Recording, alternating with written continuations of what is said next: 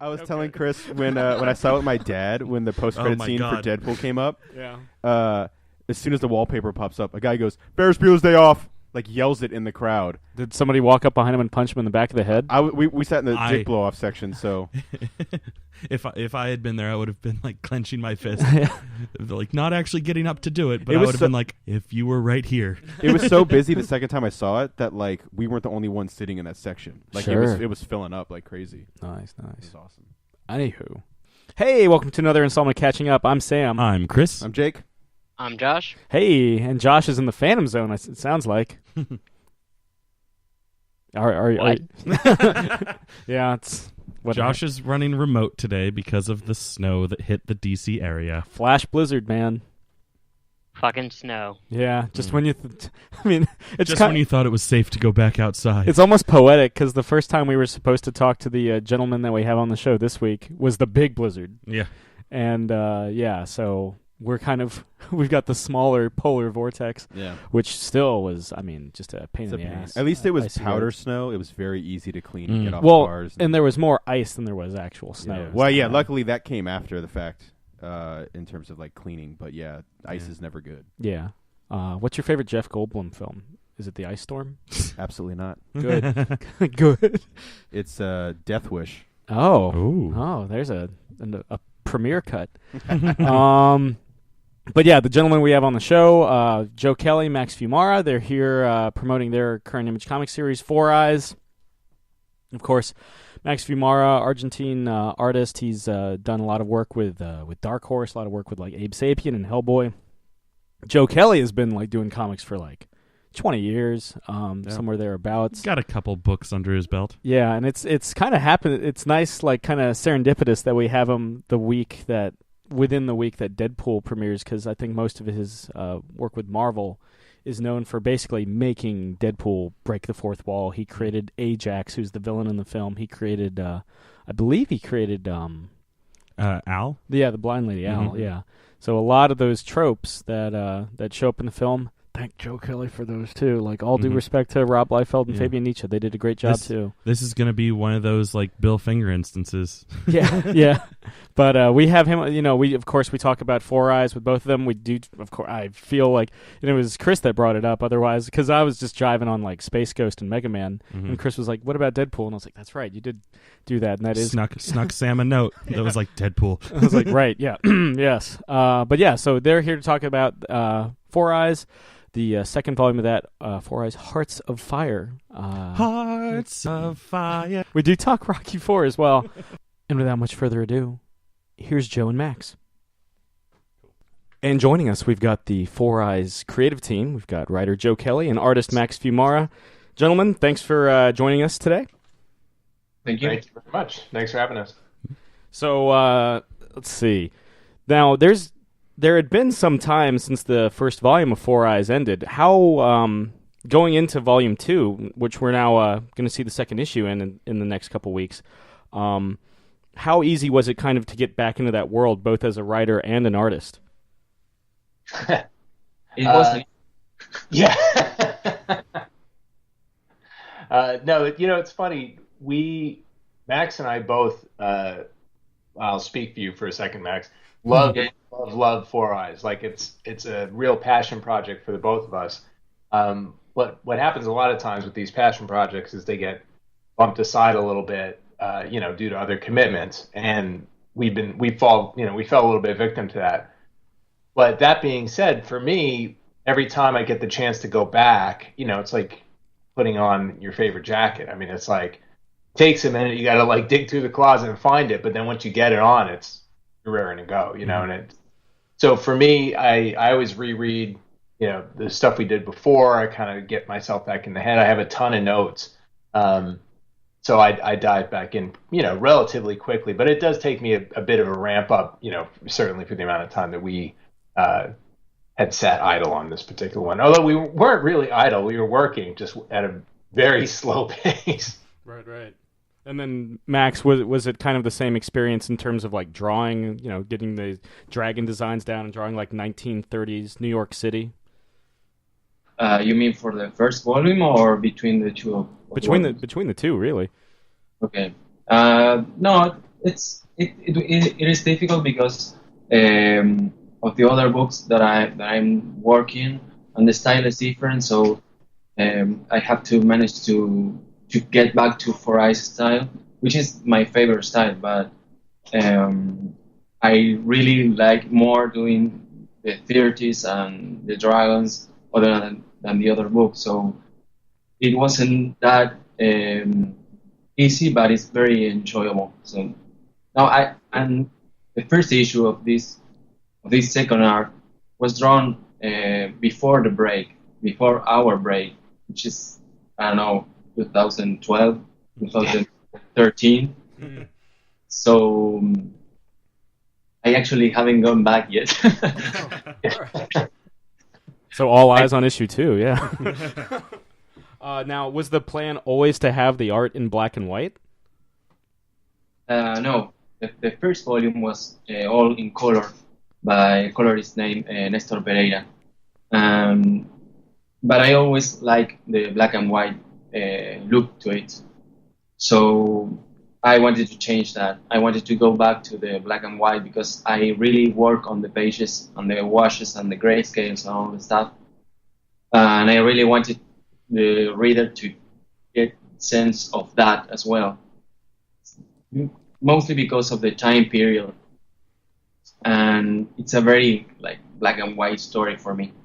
And I always enjoy looking at the art that way. So I wanted to change that. And Show said no, of course. I know, I'm so awful.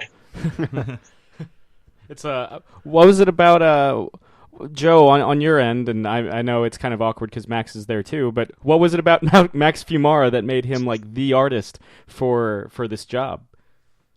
It's funny. We've talked about this before. When I first met Max, he was working at DC Comics, and he was doing it like a different style. It was a little bit more kind of photorealistic. I felt a little bit more constrained style, and I think we got along pretty well the first time we met, and we're like, oh, here's a nice guy. And then like I don't remember how much longer later it was, but he sent out a Christmas card. And it was like so wild and different from what I had seen that he was currently doing. And I wrote him and I said, is this like a style you can do normally? And he's like, oh, this is my preferred style. And I said, well, then can I give you a book to draw like this? And he's like, oh, yeah, let's give it a shot. And then, Four Eyes had been kind of rattling around my head. And, I gave him the pitch and just said, are you interested in this kind of thing? And he was all over it. And then the instant he started doing Enrico designs and dragon designs, the dragon designs especially were, he really was going out of his way to take like a biological scientific approach and not a fantasy, very typical approach for these dragons. And that sold me right away. Like I knew that the amount of thought and care he was putting into this world was going to show on every page, and it totally does. And then you see these characters and these beautiful landscapes, and it's like he's the guy, Yeah, I feel like I haven't seen very many. Multi-eyed, or by multi, I guess more than two. Yeah, eyed dragons before. So it was a really cool design. Now, Max, you were mentioning that you're really drawn into this world, into this time period. For our listeners at home who aren't aware, you live in like downtown Buenos Aires, which kind of has a very old world quality to it, almost kind of like a Paris on the Pampas kind of thing. What do you kind of draw? Do you draw from that for reference for the environment? No, actually, I made a lot of research, and when I was in New York in 2008, I guess. I bought a lot of books, and I went to tenements, and I did a lot of research on that. Basically the pictures and movies, of course. Basically that. It's really, the city at that time was really gorgeous, and New York is always gorgeous, but there is this density and this filth that time for me has. That was really appealing. The tenement stuff and all the people that were living, like, I don't know, 30 people in one little apartment. It's like all that stuff that I wanted to show, and that was very interesting for me. Well, that's cool. I mean, with the and then with the start of this new arc, the first issue, we see a sequence that takes place in Chicago. Are we going to start to see more of the wider world? I mean, World War II is only 5 years away, and I think the concept of like Nazi fighting dragons is probably like the coolest thing ever. But like, so like, what can we expect? Can we expect more to this, more than just New York? I think this, the story that we set out to tell definitely spreads out of the city for sure. I mean, we're out on Long Island and upstate New York. There's different places that we go to, and Chicago is a fun place to visit. I don't know that we're getting international in this, in Enrico's story. I mean, in this universe, for sure, there's, dragons are around. But they've been hunted almost like to extinction. So the idea that you'd have a lot of, dragon fighting Nazis, I don't know, it goes a little bit against our mythology, but like you said, it's 12 years off, so maybe they can figure out the technology by then. Is this arc also going to be 4 issues like the first one? Yes. Okay. Yeah, we're trying to do each of the, every chapter of the book is going to be basically 4 issues. That's in part to, it's fun to sort of have it structurally, everything be in 4s. But it's also a manageable way for us to work, knowing that we have to do other things. So right. we have a good rhythm now, I think, and we're really aiming to hit for a year. That's the goal. We'll see how it goes, but that's the plan. Well, I mean, originally the book for Eyes was going to be only 4 issues. Remember that? So. Mm-hmm. Yeah. And then all went crazy, and we don't know when to stop.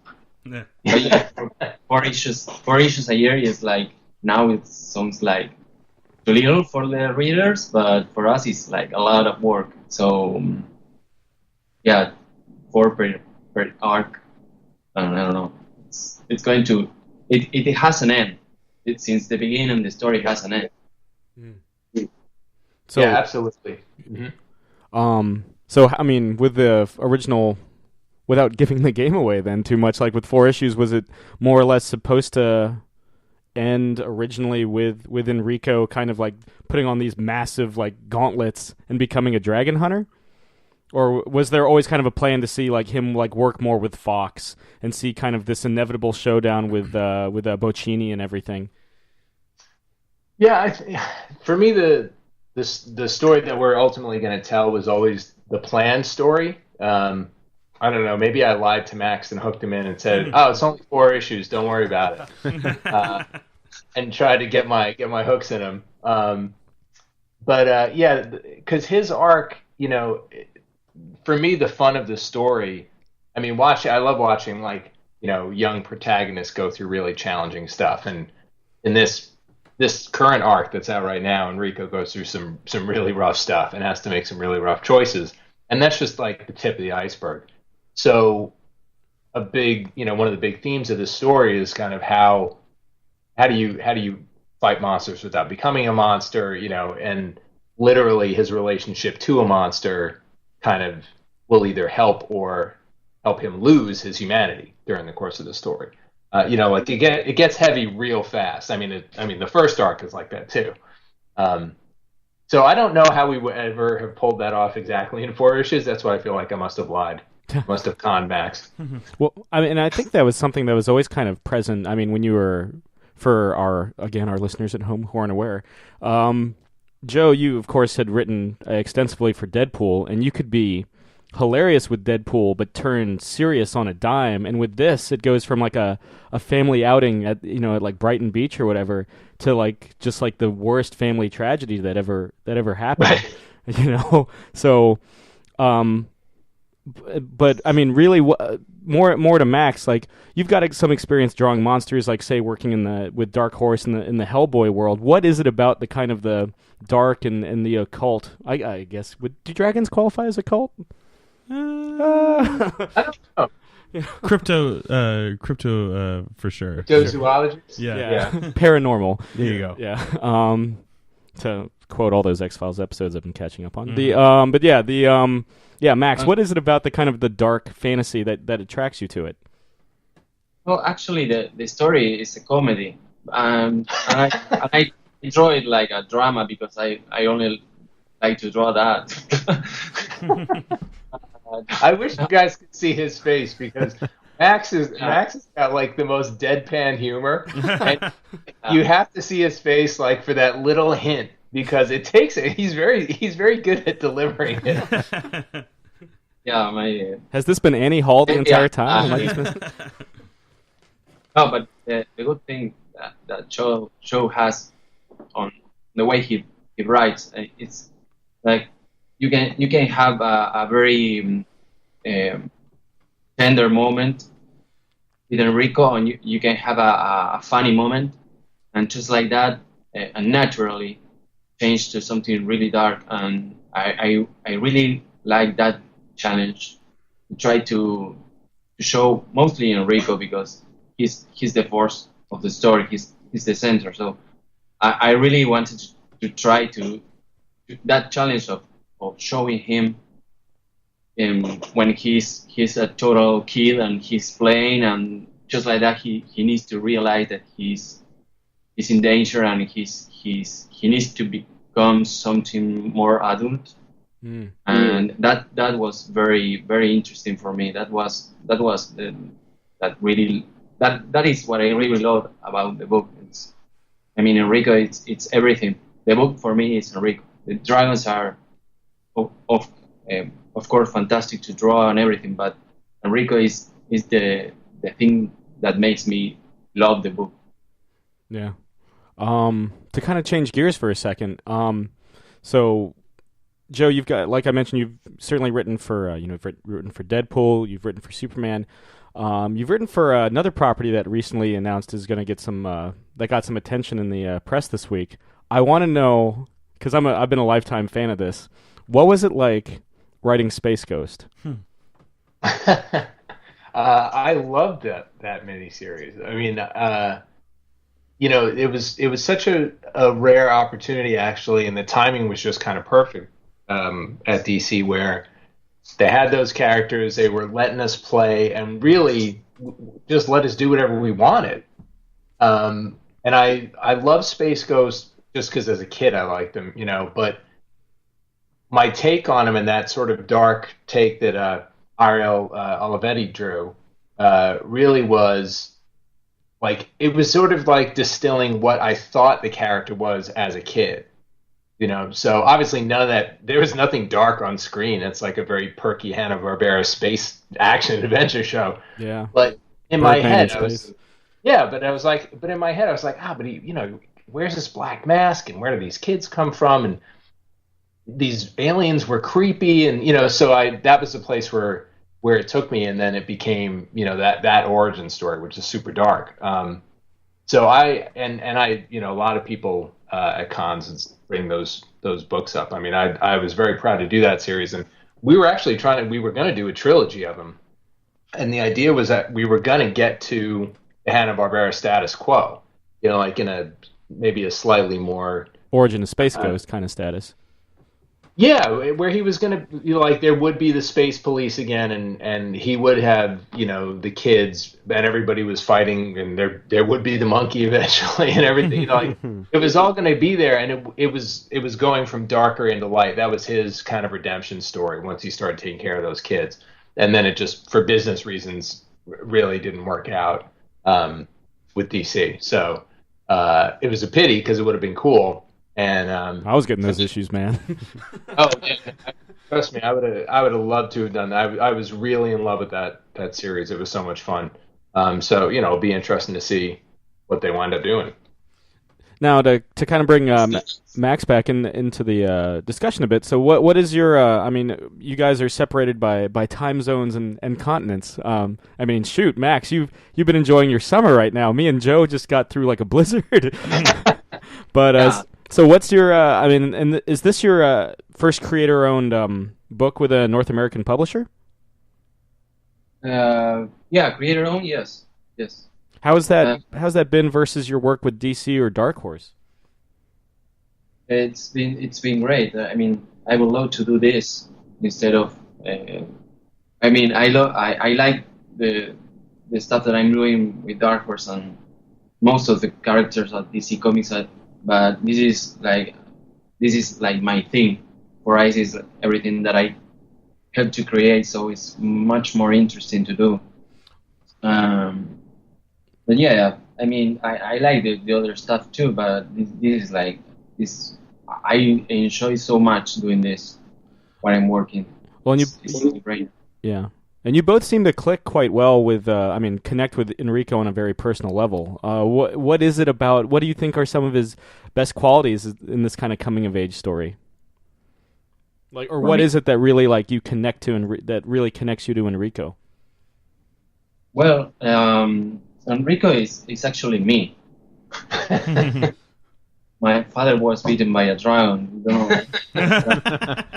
Number one killer of dads south of the equator. That's right. Sorry.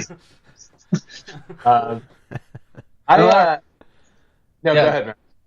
No, go ahead. I think what I like the most about him is how not me he is. Like, he is like the bravest, most like ass kicking kid, and I was so terrified as a 10-year-old. You know, just the perseverance and like his unwavering, like not only faith in his father, but like ongoing faith in his quest that he's doing the right thing, even when he has to make tough choices, and he's making them from the perspective of a 10-year-old. I just love that quality in him, and you know that quality will ultimately bite him in the ass. I mean, we'll see. As it is, it almost killed him. You know, in the first arc, you know, things don't always go well when you're a bullheaded 10-year-old, but that's part of the charm of that character for me, and I think also that time period. You know, obviously I'm much younger. I was not alive during that time, but my dad was a kid kind of at the tail end of that. My mother-in-law was a kid at the tail end of that, and you know, you hear stories about what they kind of lived through, and they're not necessarily all, you know, Triangle Shirt Factory fires or industrial accidents or any of that kind of stuff, but it's just they were like, people grew up really fast. They had no choice. It was kind of grow up or let the world eat you, you know, and so that aspect of Enrico just I find intriguing. Now, this is something we try to ask everybody that we have on the show at a certain point. What are you guys currently geeking out over? ¿Qué está disfrutando? Working. I mean, if you guys know if you can swap stories, sure. If you know what the other guy's doing, you're sure. But yeah, but just like, what is it in music or movies or television that you're really kind of like vibing on right now? Oh my gosh, there's so much stuff right now. That's really good. I mean, we just, you know, with award season, you know, we end up devouring a whole bunch of movies, and you know, I was really blown away by The Revenant, which I know is like just a standalone thing. It's not a bigger piece of work, but I was looking at that like as a geek, you know, because I'm looking at how do they shoot this kind of stuff and with real lighting, and you know, just he's an incredible director, all that kind of stuff. In the more fun geek world stuff, my son and I are watching The Flash religiously. Mm-hmm. Oh yeah, really, really, really enjoy that show. So much about it, especially, I mean, the first season was great. The second season's been really good too, but something about the tone of that show, I just feel like it really knocks it out of the park. So I've been enjoying that. And book-wise, I'm actually catching up. it's an old book, but I've been slowly getting through it. But Monster by Urasawa, and it's a really great manga if you've never read it. He's like a modern master, and it was one of his earlier works, and it's about this doctor who saves a kid's life, and the kid turns out to be like a crazy serial killer, and the doctor feels responsible. So it's a really cool story. So those are a couple things. Max, anything that you're really enjoying listening to, watching? I haven't seen. I only saw one episode of X-Files, but I was really a fan of it. So I'm trying to see more. But but I really I'm really enjoying this. That's I don't know about books. I'm reading a book that is called that I really like. It's called The Golem and the Genie, but I don't remember the author. It's a writer. It's a female writer, but I don't remember the author. But it's a really cool book. I don't know. I don't read much. I don't have time to read. I haven't seen the Revenant yet. It's dark. You'll like it. It's a comedy. Yeah. I don't know. I only see. I bought books, but I haven't been able to read much lately. But I only see the pictures because I draw. I read European books, and I always talk about this author that it's called Nicolas de Crécy, which is a French author, and I'm always looking at his stuff. I love his stuff, and he's actually one of the first things that I saw before when I started working on For Eyes, because he has a very crude and dark style. Yeah, I was gonna say you've got kind of a very noted European influence, certainly with Four Eyes, but even on some of the mainstream work that you've done as well. So, are those some of your big influences artistically? Yeah, totally. I mean, there's a lot of Argentinian artists. I mean, you sure know Enrique Breccia, and his father. Those guys are always on top. But a lot of French artists and Spanish artists. When we first talked to show about Four Eyes, he had in mind Juanjo Garnido art from Black Sad. This guy that draws a very loose, cartoony style with it's real people, but with animals' head. That is really, really cool, really loose style, and that was mostly because of the European feel to it, and the washes and all that stuff. But for me, it was mostly Nicolas de Crécy, and also trying to find out what I really like to draw, because when I was working at DC, I had this kind of way, the classic anatomy, realistic classic way of drawing that I wasn't enjoying at all. So it was also the way of finding myself, finding the way that I like to draw. But yeah, those are the influences, and 100 million more, of course. It's gorgeous stuff. Yeah, it's absolutely gorgeous. Now, if you guys don't know, if you don't know Black Sad, you should definitely look it up. It's such a great series, and he was a Disney trained animator also. So it's like take Disney level, animation chops, put that in a crime noir with anthropomorphic characters. It's like unbelievable stuff. It's so beautiful. Yeah, I used to work at a comic shop, and Black Sad was like one of those books that was always being ordered. Like people would be coming in, always requesting that book. So I became familiar with that, just reordering it over and over again because so many people were such big fans of it, and really introduced me to it as well. So yeah, definitely. The same as with Four Eyes. Yeah, absolutely.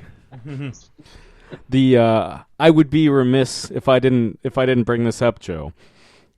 But I'm kind of a big in addition to, it's like the weirdest things. Like, oh, I really like Four Eyes and Space Ghost and Mega Man. I'm a big Mega Man fan. And you and the Man of Action guys are working on the cartoon. How's that coming along? Great. Actually, in the land of where I have to multitask all the time, I was just looking at art while I was talking to you. It's going great. I mean, the people we're working with are excellent, and everybody's working really hard to do a fun show, something that is unlike any of the iterations that we've seen before, but still has. I mean, is going to be 30th anniversary when the show would air in 2 years. So it's everybody feels very. We have a lot of respect for the character. We have a lot of respect for what he represents. So we're trying to find that great balance where you're paying homage without being like a slave to the older stuff. And I think we're hitting that balance really well. I've really been having a great time.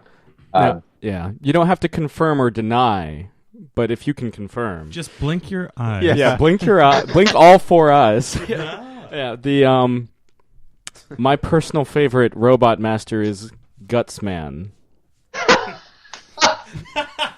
Appropriate response. Awesome. We look. They have the guys that we're working with brought in this giant book, and it's this art book of like all the different iterations of the video game, and some of the robot designs are amazing. And one of them that we tried to use up front, but they were like, "Hey, maybe you got to sit on him for a little bit," was Sheepman, and Sheepman was really. We're like, "No, it'll be so awesome. He looks like a sheep, but he has electricity powers. He can be totally badass," Yeah. But yes. Some of those designs are amazing, amazing. I'm trying to remember if I actually saw Gutsman. Now I'm thinking. Mega Man 1. And maybe 8 or 9. And then just suddenly the interview stops. Yeah. It's like, oh, they're talking about they're geeking out over Robot Masters. Wrap this one up, boys. You did remind me of the one when I do actually have some time. One of the other things I play games when I have time, and the game that I'm just in love with is the new Tomb Raider. That new Tomb Raider series is so good. Mm. So the first game was really mind blowing to me. I thought it was amazing, I just scratched the surface of the new one because I don't have a lot of time.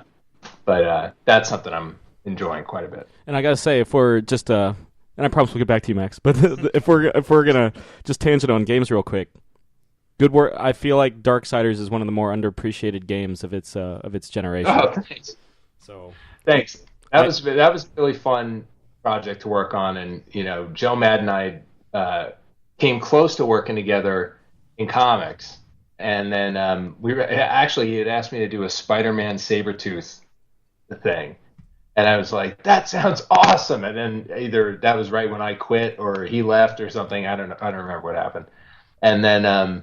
So we never got to work together in comics, but then when he came around with Darksiders, it was a no-brainer to give that a shot. So thank you very much. It was a really fun game to work on. Yeah, and then you're back with Marvel doing Spider-Man Deadpool. Yes, I am, and which I must say is going very well so far. And sold out like day one status at the comic shop. I had to get it on Comixology because I couldn't get a physical copy of it.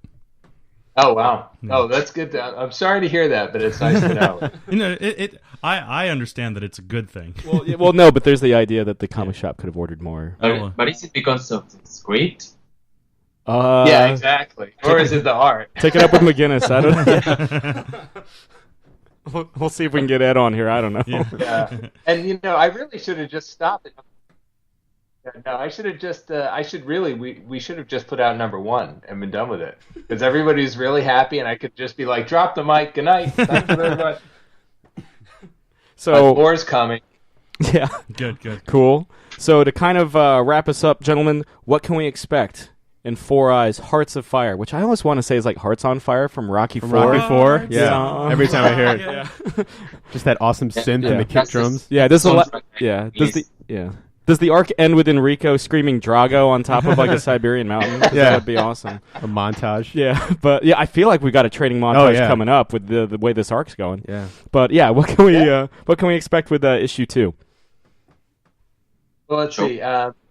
You definitely get to see a little bit more of what this world is. I mean, you really, this arc is about, Enrico's ready to train Four Eyes, and, Fox, as much as he's feels obligated to helping him, really does not want to bring him into that world. And so when he gets in his face in that first issue and he calls him a liar, he's like, all right, you want the real deal, let's go.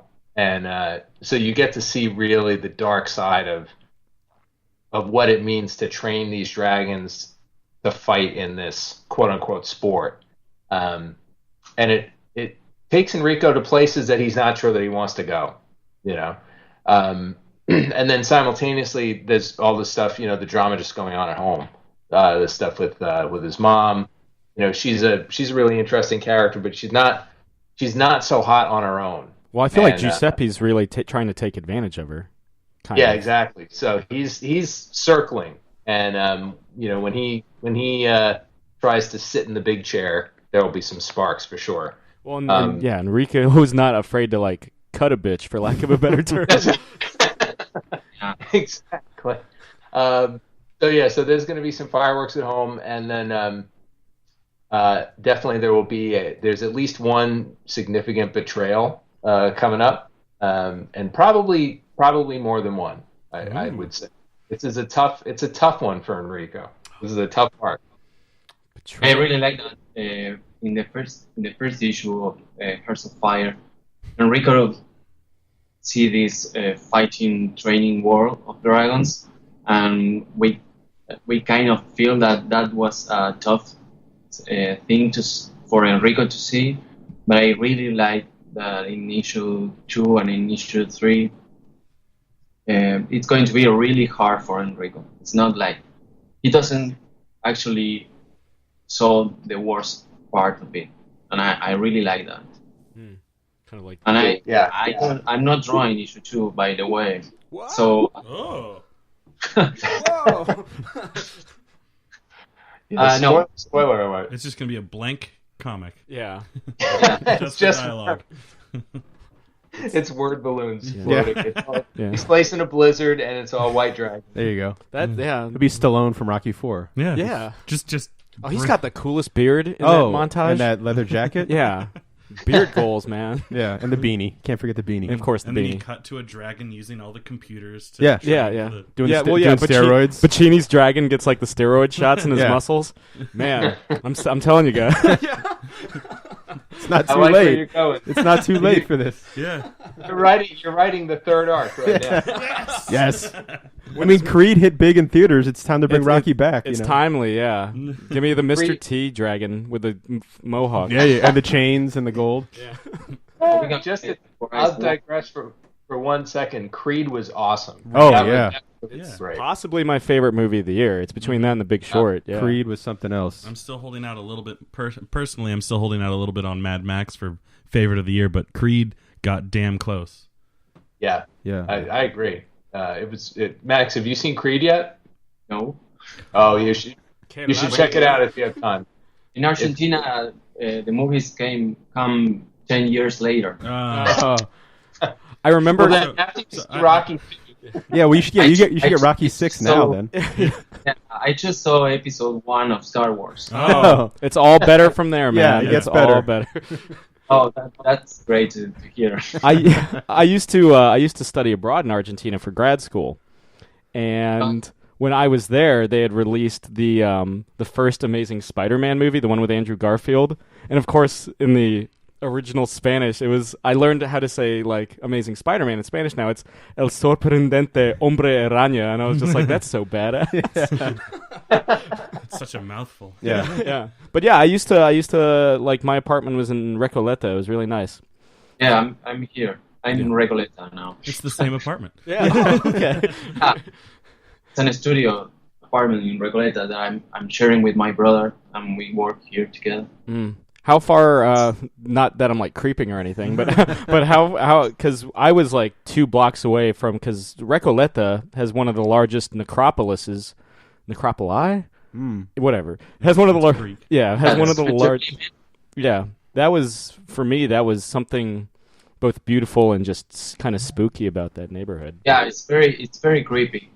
I love to go there and walk and find all the cats and the ghosts, and it's really creepy. I'm actually like at 10 blocks from it.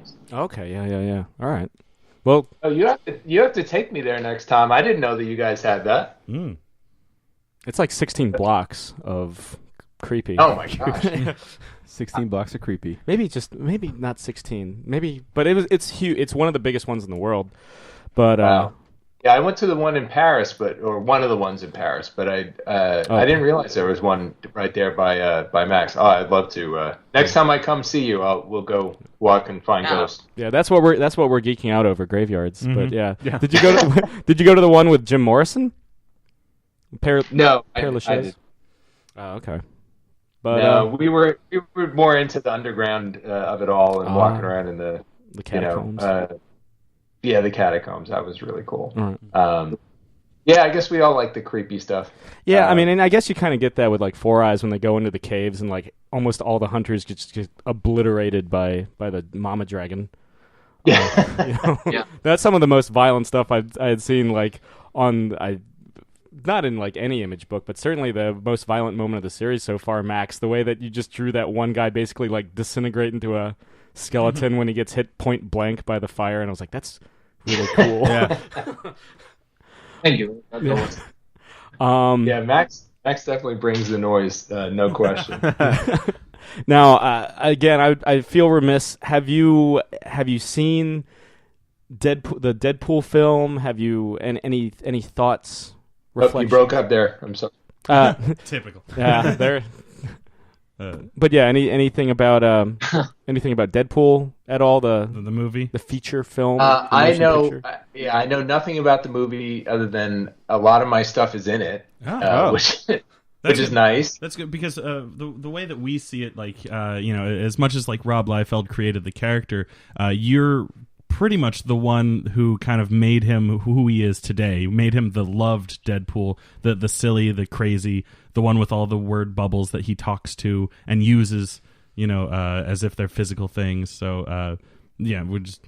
not to brown nose more than usual. Yeah, but sorry. We just had to get that out there. Yeah, I appreciate that. No, I'm looking forward to it like everybody else. I do. I mean, we've seen, Blind Owl in the trailer, which is cool. Mm-hmm. Ajax is the villain, so I have to assume it's some variation on the origin story we did in the Deadpool Death Annual. Mm-hmm. So that's I'm thrilled. I mean, the fact that I find it hilarious that of all the things that they could pick, that they put in the crazy old blind lady sidekick prisoner. Yeah. Like that gives me very high hopes for, because they're sticking, to the stuff that really was making him, it gave him layers. Yeah. It's not just the obvious stuff of, okay, we'll see just with the love interest and just with Weasel and throw in a bunch of badasses. Like Al is such obviously I made her up, but she's a unique weirdo character, and her full story we never really got to do. So it's just so cool that she's going to be in the movie. Mm-hmm. I'll tell you, she was the original Black Widow. That was something we were going to do in the World War II. And we were going to reveal that she had a passionate affair with Captain America. Oh, nice! Wow, I like where that story is going. Yeah, it was going to be really good. We never quite got there. That was the plan. Well, it's my headcanon now. Yeah. There you go. We'll believe it. Yeah. But so Four Eyes, Hearts of Fire, #2, in stores everywhere, Wednesday, February 24th, and on Comixology. Gentlemen, thanks for coming on. If you guys ever want to plug anything in the future, let us know. We'd love to have you back. Mm-hmm. Well, thank you so much. Mm-hmm. Yeah, thank you. What delightful gentlemen. Absolutely. Yeah, they were a lot of fun to have. Joe's just the nicest guy. Max, he's kind of got that wit that Joe was talking about. Absolutely. Yeah, no, the first couple jokes caught me very off guard because I wasn't. I mean, even though Joe even said like he has that very like deadpan face, but like I feel like if I had been able to see his face, like I still would have picked up on it. But like over the air, nothing. I was just like, oh, okay. Oh, you were joking. Okay, thank God. Oh, your father wasn't actually killed by a dragon. We're good. Gotcha. We're good. Yeah, right. Whew. Didn't mean to dredge up any of the Inigo Montoya stuff, but yeah, I mean that's. I mean, you love the art on that one. Oh yeah, it's fantastic. He's got like a website. I mean, if you type in his name into Google, it pops up as the first thing. I think it's a blog. I think it's a blog spot. It is. I couldn't remember the exact address off the top of my head, but yeah, he's got some really cool commission stuff he does. There's a Black Bolt that's like the most freaking gorgeous thing in the world that he drew. But yeah, really, really talented artist. So, I mean, like we kind of alluded when the Deadpool movie has come out. Yeah, we've all seen it. Indeed. Right, Josh? Oh yeah, I loved it. Yeah, I think we can say thumbs up all around. Yep. Yeah. Did you see James Gunn's kind of like rant about it? I did. Yeah, I saw it this morning. Yeah. Yeah, kind of like the studio just being like, well, it's because unlike other Marvel movies that take themselves too serious, like other Marvel films take themselves too seriously. You watch Man of Steel, like lately. You watch I feel like the X-Men films up until First Class took themselves too seriously. Yeah. So yeah, I think it was just the fact that it was just a really fun fucking it was a fun and it while being super fun, it still took very to counterpoint the studios, like it took itself super seriously in so trying to stay like true to the quote unquote source material, you know, like, not necessarily like the original like Rob Liefeld, but you know the Joe Kelly and the Daniel Way and stuff like that. Oh, they straight up have like the pizza guy sequence from the Daniel Way run. Yeah. You know, specifically told them to burn the damn crust. Yeah. Yeah, I mean, it was, and of course, you know, I feel like Ryan Reynolds kind of unfairly got left holding the shit stick for like Green Lantern and stuff. Because after that, his career he was kind of lying low for a while. Yeah. For like years. Because that movie came out in, 2011? Something like that, yeah. Which is, 5 fucking years ago. Yeah. And now he's like back on top. And I've always Big liked time. Ryan Reynolds. Yeah. Well, the thing that's amazing too, like not just the movie that we saw on screen, but the story behind the movie. Like talking about Ryan Reynolds, a dude who's been trying to get this made for 11 years. Like he said, the first Deadpool comic he read the issue where he says he looks like Ryan Reynolds, mixed with a Shar-Pei, and he's like, I have to play this character. And the even crazier thing is, he, as we all know, if you're listening to this podcast, he's played Deadpool before. Like that doesn't happen. Arguably, he's played Deadpool twice. Yeah. If you count as Hannibal King, yeah. I do. Yeah. because that Hannibal King was more Deadpool than Hannibal King. Yeah, I mean, if we're talking comic books like deviating from the source material, it's like Hannibal King doesn't make jokes. Yeah. But it'd be like if the dude from The Spirit loved The Spirit, yeah. and he made the Frank Miller movie that's garbage. Sorry, Josh. And then he gets a chance to make it 11 years later, and it's fucking amazing. You know what I mean? And that happened with Ryan Reynolds. Yeah. And the performance that he put in is so just perfect. Yeah. I mean, I'd put that up there over any modern day performance I've seen in a comic book movie. Yeah, it's quite possibly my favorite comic book movie, at least of the last decade. Yeah, and there's so many little things too that because I saw it, my dad wanted to see it, so I was able to see it a second time, which I was like, it's a game changer. My dad wants to see a fucking movie. What did your old man think of it? He loved it. The last movie he saw in theaters was Cap 2, and before that was probably Jaws, and it probably not even Jaws. It's my father's favorite film. He does not go to the movies. He doesn't care about going to the movies, but it's his birthday this week, and I was like, look, he's been reading Deadpool, he's getting in the comics, and I was like, look, let's go see Deadpool. And so he was like, okay. I think I got him in because I was like, there's a fart joke and a bunch of dick jokes in. He's like, let's do it. And yeah, I mean, he was laughing out loud in the theater. And he's one of those. When Stan Lee showed up, he got really excited because he doesn't go to the theater, and he's like, oh, Stan Lee's like the man. Stan Lee shows up in this. It's like, yeah, he shows up in a lot of them. Yeah, and but I mean, even ones where he had nothing to do with the creation of the character. But I think it was also his what he does in the movie, and do you remember what his favorite joke was? today he was like he was reminiscing about a lot of stuff today. He loved the hashtag drive-by because I know he's going to do that on me like a lot whenever I'm just like at the dinner table. I think he loved the T-Rex thing. Oh, the T, which is my favorite thing. He loved, and as my brother, I was talking to him too, was when spoilers when he has the fucking Hugh Jackman stapled to his face. For me, it's between the dinosaurs. Yeah, all dinosaurs fear the T-Rex. Yeah, or are you there, God? It's me, Margaret. Yeah. Ooh, the money shot. I gotta say, the T-Rex had me laughing the entire sequence, where like right from breaking the first hand all the way to like breaking the leg, I guess wrists and ankles, but like, just bawling. But I feel like for me the one of the funniest little like in jokes, more so than anything else, was the inclusion of Bob. Yeah. When real he goes, quick, Bob, and I just was like, I totally like fangirled out. Josh, what was your favorite part of Deadpool?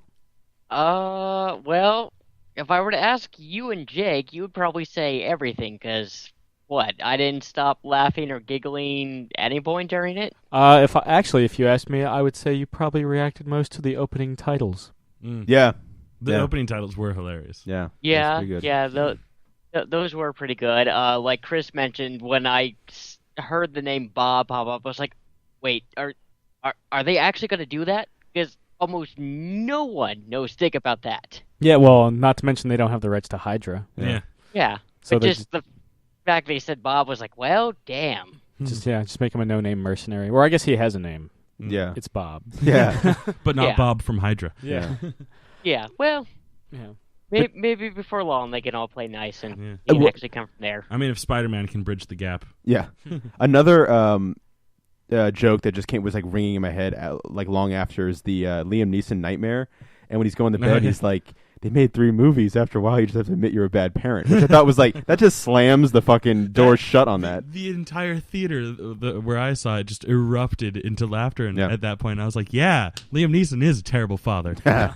But no, him down a couple and pegs. it was great to see, like, I'm no X-Men expert, but like I would say Colossus is my favorite X-Men, and to see him in the movie was great, Actually with the Russian accent? Yeah, with the Russian accent and the protein, he's like, the very kind of like big brother type figure. Oh, yeah. Yeah. This was the first time I had ever seen in any medium Negasonic Teenage Warhead. Yeah, and I thought that she was awesome. Yeah. Great suit too. Again, they just did the X-Men suit kind right. of like the Grant Morrison new X-Men look. And which makes sense because Grant Morrison created her or co-created her. Named after a metal band, metal song, if I'm not mistaken. What do you guys think about Stephen Lang campaigning to be Cable? I think he could do it. Yeah, I'm still holding out for Mel Gibson, but I can't say that I'm terribly familiar with Stephen Lang, but based on Pickett in Gettysburg. The funny thing is, I was trying to explain to my dad kind of the same thing when we left the theater. I wanted to be like, yo, there's this guy petitioning, and I was like, what the fuck is my dad seeing with Stephen Lang? And so I was like, remember Pickett in Gettysburg? He's like, yeah. And then I realized as I'm telling this, he doesn't know who Cable is, and I'm like, well, he wants to be Cable, and he was like, okay. Yeah. but based on the one picture that like he posted where he's like flexing and like he has like the Cable hair, I'm like, okay, I can see it. I think he could be great, but I mean, he practically had the look down pat in Avatar where he played the bad guy. Yeah. Oh, he's the bad guy in Avatar. Colonel Quirrell. Oh, okay. Come to fuck Papa. that guy. Mostly because I hate that movie. Sorry, Josh. You're allowed one. Oh, what's? Thank shit! you. What do I use mine on? You're so gracious. Mine was the Spirit, so I'm all used up. Oh man, go Super Mario Brothers. Well, I feel like I already use it for all of Leverage, right, Josh? With sight unseen. Yeah. No, I've seen all of Leverage. Yeah. Then never mind. I'm thinking of something else. Yeah, Sam, I think you've had to earn yourself a lifetime pass. By now. By watching Leverage? Yeah, you've earned the right to hate it because you watched it all. The ultimate diss. I want to know what I'm venting on, and I feel like half of it. Let's get shattered glass up in here. Yeah, and I feel like half of it is just because like a response of like whenever like Josh like slams like the Force Awakens, like, you know what actually sucks? Leverage. Yeah. Like that was always kind of like my we're on the same plane. Kind of like how I respond with Creed whenever anyone says that Force Awakens was too much like New Hope. Or what's another one that like is just basically the same fucking movie? I mean, Creed and The Force Awakens are the big ones. At least the most recent ones, for sure. Because there's other Back to the Future Part 2. Oh yeah. It's either a rehashing of Back to the Future or it's a setup for Back to the Future Part 3. Yeah. Boom. Take that, Bob Kale. Kale. Yeah, he's very healthy. Very, very. Celery. But tastes Shakes. terrible. Yeah.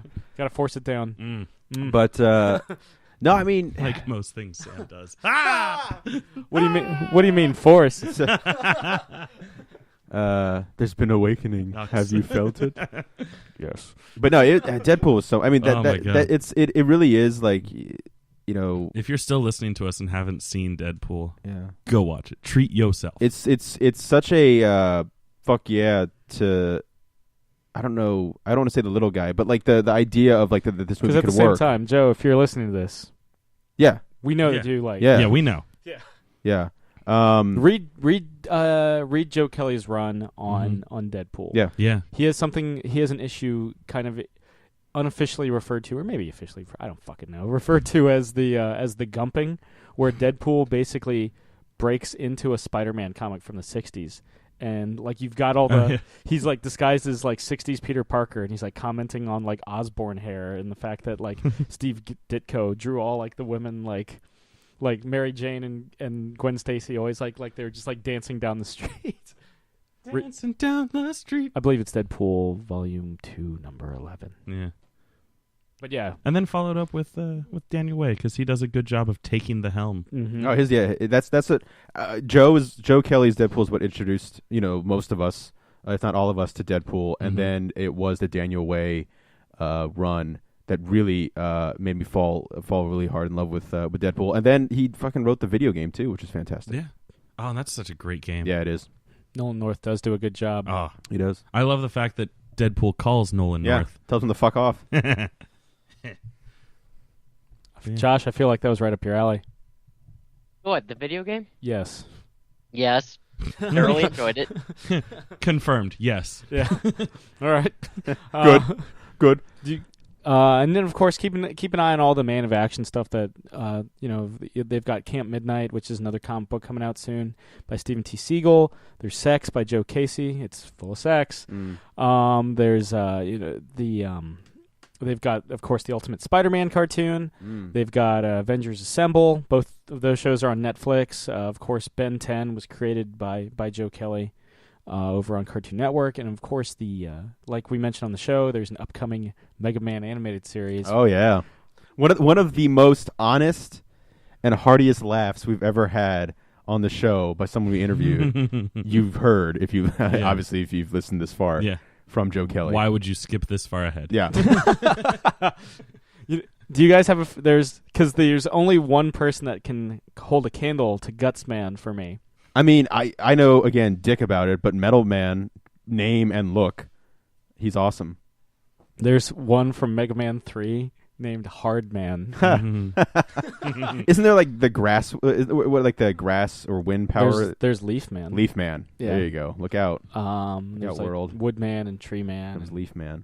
I want to say, because Deadpool proved that, you honor the source material. You have people surrounding the movie that really love it and want to bring it to the big screen, no matter how long it takes. And if necessary, a hard R, it proves that can work. Unfortunately, it didn't work for like Dread, which followed all those examples. It just unfortunately didn't hit. I feel like it didn't have a big. Deadpool's marketing was genius. Yeah. Deadpool works so well for the marketing. The problem is they thought with Dread, they thought it was like a sequel to Stallone's movie.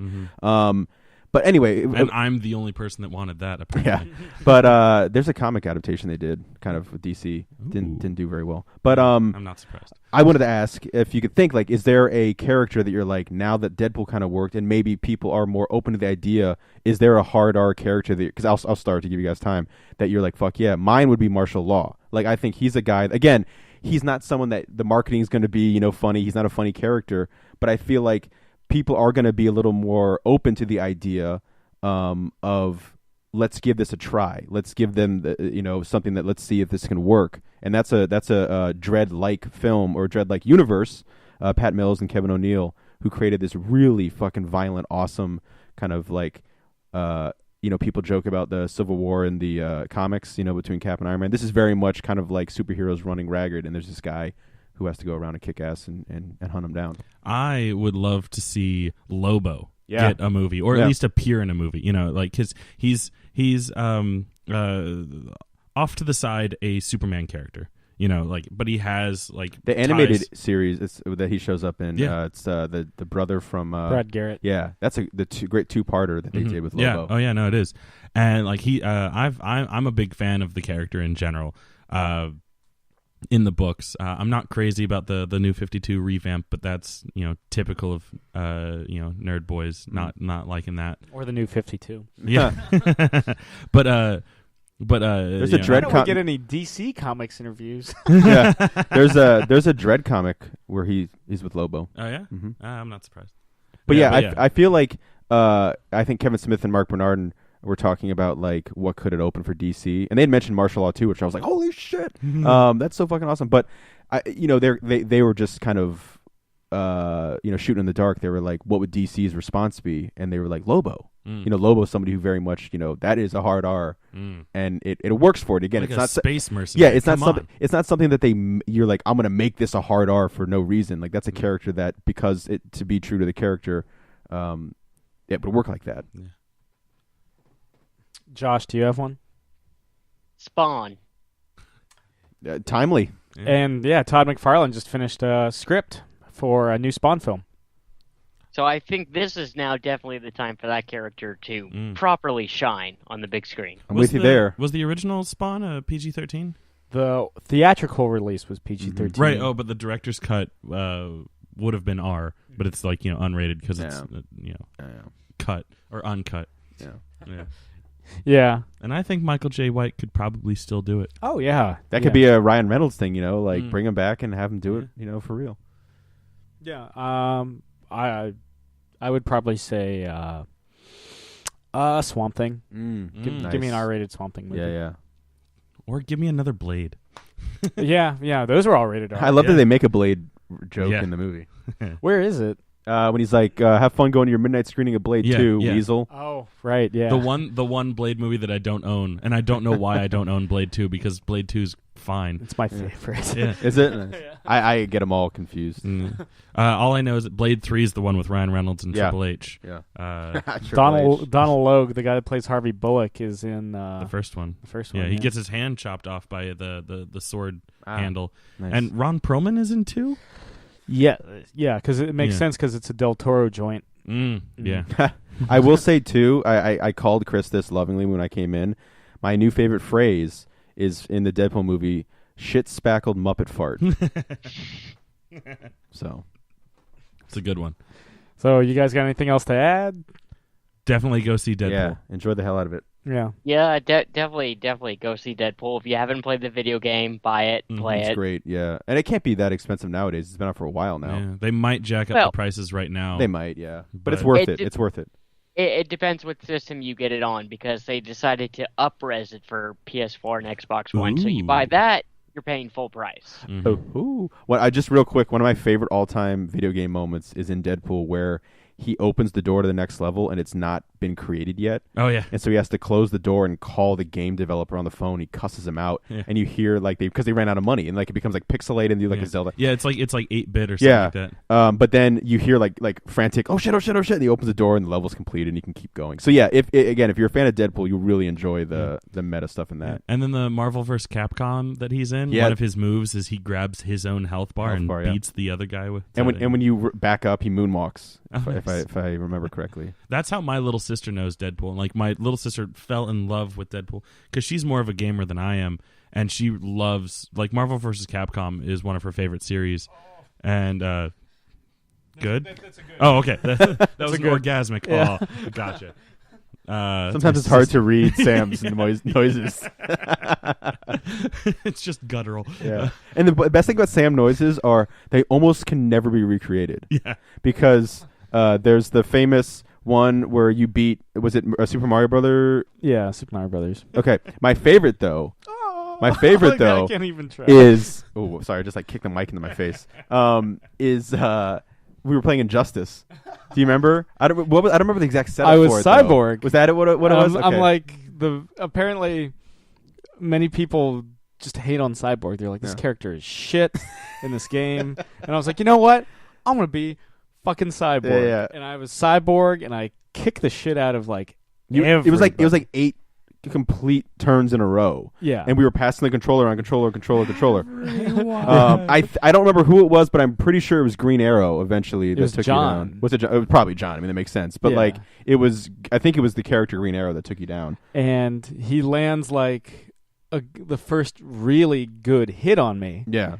And I go, I can't even picture. Just try to imagine the funniest noise in the fucking world. Like, oh, that's good. Yeah, you were like, yeah, that's what it was. You were like, oh, good. You're like an anime character.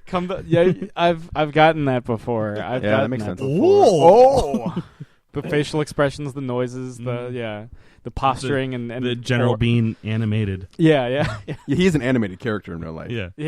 He's the Roger Rabbit to our other characters from Who Framed Roger Rabbit. I got put on the spot. I couldn't help you with Judge that Doom. One. Yeah, Judge Doom. But Judge Doom's a tune. He is a tune. Yeah. Spoilers. The one person, my dad's listening, going, "God damn it, damn it, Sam." Yeah. I thought I always identified with Christopher Lloyd ever since Taxi. Yeah. He probably gets that. Yeah, that's about it. He doesn't know probably who from Roger Rabbit is. But there's something about him, because we always make fun of like people going Stanley, but there's something so like I was the father, he was the son. When the father becomes the son becomes the father. When Stanley shows up, and granted, Cap 2 he saw it, but it's not like a big moment. And because he is, again, he's a fucking DJ in a strip club. Not my dad, but Stan Lee. And so, oddly enough, though, also your dad. Yeah. When when Stanley shows up, and he's like, hey, my dad was just like, oh yeah. And my dad like never talks in movies, and he was just like, yeah. Your dad and the Ferris Bueller guy high-fived. Oh yeah. Yeah, there was like yeah. I can't remember if I told this on mic because I've told it so many times. The Iron Man 3 story? Well, no, the Ferris Bueller guy. There's a post-credit scene, of course. I've heard it twice already. We can keep it in the cold open. Yeah. Oh, okay. Yeah, sure. Yeah, if it's there. Fuck it. Yeah, because it's only like 3 minutes. 12-minute long cold open. No. Yeah. Yeah, there you go. But, yeah. So I'm glad that everyone listening already knows. And we're finding it out. Yeah. Discovering it now at the end of the episode. It's like Tusk. Yeah. So read Deadpool. Yes. Watch Deadpool. Yes. Read Four Eyes. Play Deadpool. Play Deadpool. Four Eyes. Hearts of Fire. #2 comes out February 24th. We're not saying there's going to be a training montage. I don't think Joe and Max said there's going to be a training montage. I feel like they hinted at. Yeah. We did pitch them the idea of like the Rocky IV kind of like I was like, Dragons vs. Nazis, and Joe was like, well, they're mostly wiped out now. Okay. Rocky 3 dragon with a mohawk, and you're like, with gold chains? Yeah. It was a fun interview. So, yeah. Thanks for coming on the show, guys. This has been another installment of, Catching Up. I'm Sam. I'm Chris. I'm Jake. I'm Josh. And we'll see you guys next week. Thank you very much. Good night, Eric Pana.